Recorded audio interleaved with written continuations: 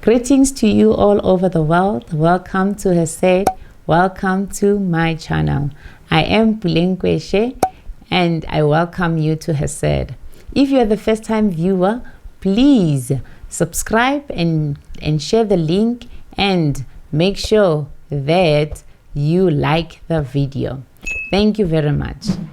Today we will be talking about the management of the will, but I would like just to recap a little bit on what we've done the previous weeks. We said God created us beautifully and gave us His Spirit, and we have a soul and we reside in the body. And we went on further and we zoomed into the management of the soul. Then we said our soul is our thinking, our choosing, and our emotions. So the previous week we zoomed into the management of the mind. This week we will be sharing a little bit about the management of your will, because will is the important part of your soul realm, and if you manage it well, you will be able to succeed in life. So let's just get into it then. What is your will? Your will is your ability to choose. Basically, your will is your ability of making decisions, making choices. So we are created to choose. As much as we are created to think, we are also created to choose, and we are created to feel. So these three elements of the soul always work together. So when I speak with one, I will always include the thinking and the feeling at the same time. So what you need to know more about the will that will assist you is that you have the ability to choose. God gave you that ability when He fashioned your soul.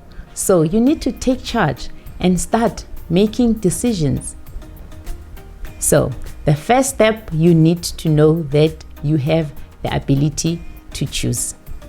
God gave you that ability, and He has given you the second thing is that He's given you a free will. Yes, He's given you a free will. A free will is your ability to independently choose what you want to choose. Yes, it is a good thing to be able to choose what you want to. But the third thing about the will is that whatever you choose, you also choose the consequences. So for instance, you won't decide to plant an orange seed to get an apple fruit. That won't be able to happen because it's against the principles. So the principle of choosing, whatever choice you make, you also choose the consequences. So you need to be clear in your mind whenever you make your choices. That is important. And the other thing that is important about the choice is that God allows you to have alternatives on what to choose. So before making decisions, some of the decisions, maybe it will be a quick decision that you have to make. Even so, you are responsible for your choices. So you need to give yourself some time to think about the choices that you are taking. So you need to look at different options in your life that are in front of you. For instance, if you want to choose a wife, or if you want to choose the career, if you want to choose how you handle your emotions. So there will be alternatives that you have to look. When we talk about alternatives, it's when you choose A or B or C. For instance, in a relationship, when you decide that I am angry and I'm not going to forgive this person for the rest of my life, I will remember what they've done to me. It's a choice. Then you also need to look at the consequences of not forgiving that person all the rest of your life. What comes with that package? Because if you plant a seed, a fruit of that seed will you will be able to reap. So it's important for you to look at the advantages and the disadvantages of those particular choices that you are making. So you only have just to sit back a little bit and think about the choices that you make, because the choices that we make, we become the product of. So that is the next point, that we are the total sum of our decision making process.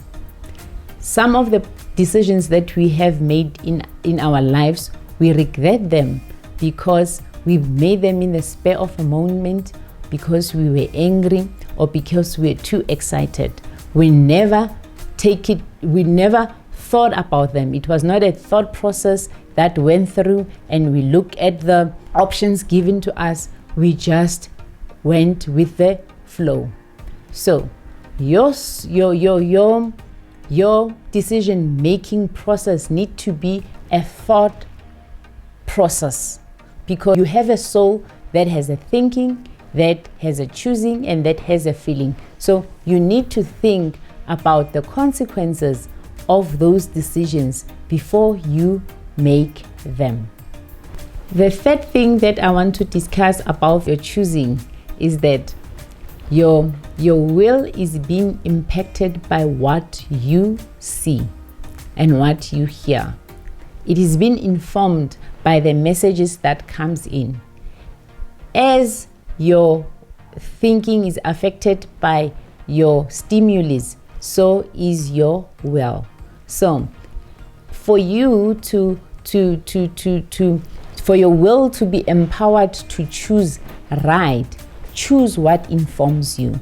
Choose very carefully what comes into your belief system, because your will it's where decisions are being made, where decisions are being formed. So if images that are negative, or that brings about fear, or that brings about confusion and be uncertain, it will affect your decision making process. So take as much as you need to control your thinking by managing what informs you. Also, your will is being affected by what your vision or your hearing gate is receiving. So it is important for you to make right decisions. So manage what comes into your eye gate and your ear gate. So the next point that I want to highlight to you that will assist you is that you need to know about your will, that your choosing sets a tone for your emotions. So what you choose, what you'll be choosing, will affect your emotions.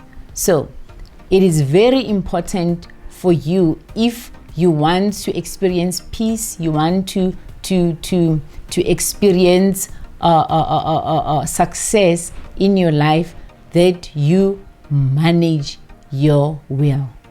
Your choosing, you need to choose well. You need to make sure that you go through a process, explore your options, look at the disadvantages, you look at the advantages, and look at the big picture. After that, is this an emotional decision, or is just a decision that I'm just taking because you want to be part of the crowd or to be in there? So make sure that you take charge of your decision making process, because it sets tone for your emotions. In conclusion, I want you to understand that you are a thinking, a choosing, and a feeling being. And the interaction of the three will sum up how you manage your soul.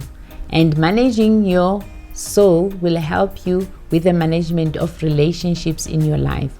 If you have a good relationship with yourself, you will have good relationship with others. So make sure that you are able to manage your will by choosing well. So put on your thinking caps and be able to choose right.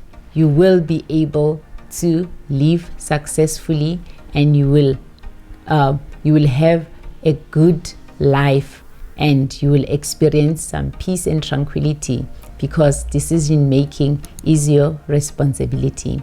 Thank you for watching. See you next time. Make sure that you subscribe and you share the link, and we will see you when we discuss the management of emotions. Thank you. Stay blessed and stay in grace.